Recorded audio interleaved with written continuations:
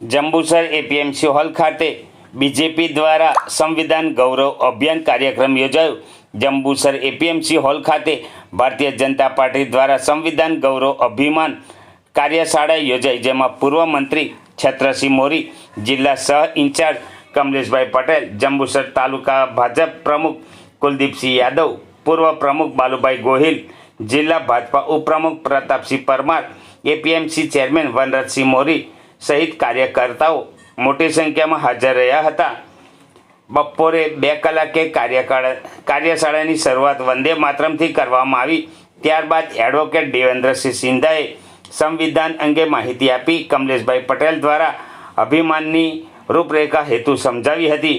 આગામી તારીખ 22/1/2025ના રોજ ભરૂચ ખાતે પ્રબુદ્ધ નાગરિક સંમેલન અને જિલ્લા પંચાયત સીટ દીઠ અભિયાન કાર્યક્રમ કરવા માટે આયોજન કરવા જણાવ્યું હતું। માનનીય છત્રસિંહ મોરીએ દેશના સંવિધાન ગૌરવ અંગે સવિસ્તાર માહિતી આપી હતી।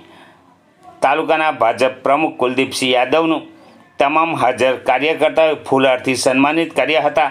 કાર્યશાળાનું સુંદર સંચાલન મહામંત્રી પ્રમોદસિંહ રાઠોડ દ્વારા કરવામાં આવ્યું હતું।